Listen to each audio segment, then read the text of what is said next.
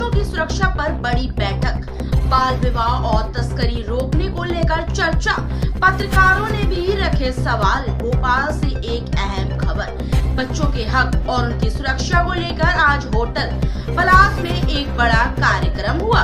Access to justice for children project के तहत हुए इस कार्यक्रम में कई पत्रकार भी पहुंचे और खुलकर सवाल जवाब किए।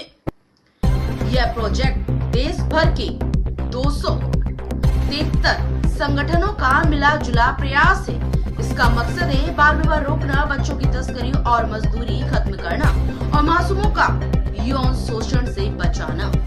कार्यक्रम में बताया गया कि सरकार ने 2024 में बाल विवाह रोकने के लिए सख्त कानून बनाया था।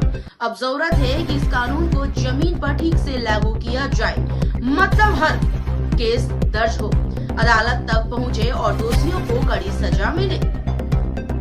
सिर्फ यही नहीं, पीड़ित बच्चों को सहारा देने और उन्हें फिर से सामान्य जिंदगी में लाने पर भी जोर दिया गया। भोपाल से उठी यह पहल साफ कह रही है कि बच्चों के साथ होने वाले अपराध अब और बर्दाश्त नहीं होंगे। अब कानून भी है और समाज भी बच्चों के हक में खड़ा है। भोपाल से मोहम्मद नसीम, डीपी और न्यूज। एक तो मैं ये कहूंगा कि क्राइम की रिपोर्टिंग जरूर बढ़ी। क्राइम की रिपोर्टिंग बढ़ने और क्राइम के बढ़ने में फर्क है थोड़ा सा। जैसे कि मैं एक मिनट के लिए ये बात कहूं, अभी जो मैं एक एग्जांपल दे रहा था, किडनैपिंग के केस भारत में 2010 में अगर 8000 थे तो 2015 में 55,000 हो गए। क्राइम नहीं बढ़ा, क्राइम तो हो रहा था। क्राइम की रिपोर्टिंग बढ़ी, क्राइम के खिलाफ हमारी कार्रवाई बढ़ी, जिससे क्राइम एक्चुअली कम हुआ। 2015 आते आते बच्चों की गुमशुदगी जो बढ़ रही थी उसका ग्राफ घट के कम हो गया। लेकिन लोगों की जितनी रिपोर्ट दर्ज होगी, जितने उस पे कानूनी कार्रवाई होगी, उतना हम सशक्त तरीके से समाज को सुरक्षित रख पाएंगे। एक दूसरा, जुवेनाइल क्राइम इसलिए भी बढ़ा है पिछले कुछ दिनों में क्योंकि जुवेनाइल जस्टिस एक्ट जो बच्चों को एक बचाव देता है, उसका दुरुपयोग करते हुए जो संगठित अपराधी हैं वो 16-17 साल के बच्चों का अब ज्यादा दुरुपयोग कर रहे हैं। और जुवेनाइल जस्टिस एक्ट, मैं भी उसकी ड्राफ्टिंग कमेटी में था, एक्ट की ड्राफ्टिंग कमेटी में भी था और रूल्स की ड्राफ्टिंग कमेटी में भी था।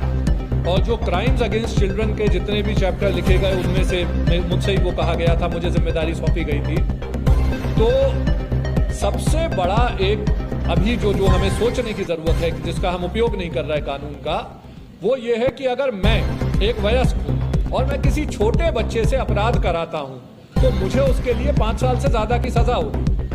आप भाई साहब थोड़ा सा हटेंगे, मैं देख नहीं पा रहा, थोड़ा सा आप हट जाएं जी।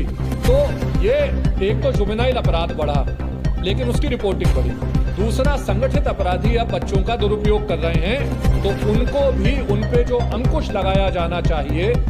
एक प्रिंसिपल होता है लॉ में, look beneath the surface. Look beneath the surface का मतलब है कि सतह के नीचे भी देखिए।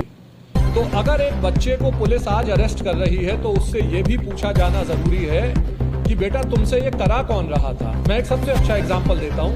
देश के तमाम महानगरों में आप देखेंगे कि रेड लाइट पे बच्चे जो है वो अपना कुछ भीख मांग रहे हैं सुबह, शाम को जो है वो पायरेटेड किताबें बेच रहे हैं। पायरेटेड यानी नकली किताबें, वो असली किताबें नहीं होती। वो फूल बेच रहे हैं, वो कोई ये टिश्यू पेपर टाइप की चीज बेच रहे हैं। यदि वो बच्चे वाकई गरीब हैं और उनके पास खाने को कुछ नहीं है तो गरीब आदमी, भूखा आदमी जाता है मंदिर, मस्जिद, गुरुद्वारे। आज भी भारत में हर 200-500 मीटर पे आपको एक धर्म स्थल मिल जाएगा जो आपको खाना मुफ्त में खिला देगा। लेकिन जो बच्चा शाम को टिश्यू पेपर बेच रहा है, वो किताबें बेच रहा है जो नकली हैं, पायरेटेड हैं, वो किताबें उन्हें कोई दे रहा है, जो दे रहा है वो संगठित अपराधी है। तो संगठित अपराधी तक पहुंचना बहुत जरूरी है, बच्चे तक पहुंचने से काम नहीं चलेगा। जी, सबसे पीछे जो सज्जन है, एक शॉर्ट बाइट देने से पहले मैं अभी जो हम लोग बात कर रहे थे उस पे जो है आप लोगों से कहूं कि कैसे ये हमारी सामूहिक और साझा जिम्मेदारी है। अच्छा, ये जो साझा जिम्मेदारी है तो हमारी मीडिया की एक साथी ने अभी मुझे बताया कि लाडली बहना के बजाय लाडली लक्ष्मी योजना आप बोलिए, जो बच्चियों के लिए खास तौर पे बनाई गई है, तो मैं उनका भी धन्यवाद करता हूं। देखिए, एक भी बच्चे का अगर यौन शोषण होता है, एक भी बच्चे का दुर्व्यापार और ट्रैफिकिंग होती है, एक भी बच्चे का बाल विवाह होता है, तो वो भारत के समाज के कानूनों के संविधान के हम सबके ऊपर एक प्रश्न चिन्ह है। हर बच्चे की सुरक्षा के लिए ही कानून बने हैं और मुझे यकीन है कि संख्या कुछ भी हो, जितनी तीव्र गति के साथ भारत में काम हो रहा है, जितनी तीव्र गति के साथ मध्य प्रदेश में काम हो रहा है, 2030 तक हम बाल विवाह मुक्त भारत के सपने को साकार कर लेंगे। ये पूरी तरह से हो जाएगा। और जहां पे सबसे ज्यादा प्रोसिक्यूशन हुआ है, जहां पे आसाम जैसे राज्य ने पूरी दुनिया को दिखाया है कि 2 साल के भीतर प्रोसिक्यूशन के द्वारा उन्होंने बाल विवाह की दर 81% कम की है, तो ये ऐसा आंकड़ा है जो झुटलाया नहीं जा सकता।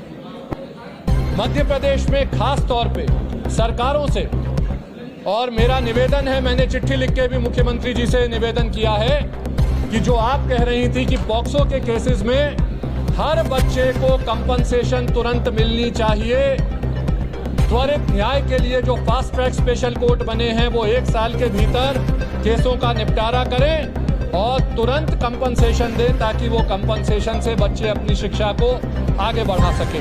दूसरा, मध्य प्रदेश बाल विवाह के खिलाफ, मध्य प्रदेश बाल विवाह के खिलाफ चाइल्ड मैरिज एक्ट में रूल्स लेके आए कि किसी भी संप्रदाय, किसी भी समुदाय, किसी भी बच्चे को अगर 18 वर्ष से कम उम्र में उसकी शादी होती है तो बाल विवाह विरोधी अधिनियम के तहत उस आदमी पे, उन तमाम लोगों पे कानूनी कार्रवाई की जाएगी। चाहे आप पंडित हों, चाहे आप मौलाना हों, चाहे आप टेंट वाले हों, चाहे आप समोसा दे रहे हों, चाहे आप खाना बना रहे हों, चाहे आप खाना खा रहे हों, अगर आप बाल विवाह में शरीक हैं तो आप एक अपराध में शरीक हैं। आप सब पे कानूनी कार्रवाई हो सकती है और इस कानून का सख्ती से यदि अनुपालन होता है तो मुझे यकीन है कि मध्य प्रदेश सबसे जल्दी बाल विवाह मुक्त प्रदेश घोषित किया जा सकता है। 2030 तक भारत को बाल विवाह मुक्त भारत घोषित करने का हमारा सपना है और मध्य प्रदेश में हमारी कोशिश है कि 2027-28 तक हम ये जो आज की दर है उसे घटा के 10% से कम करें। बहुत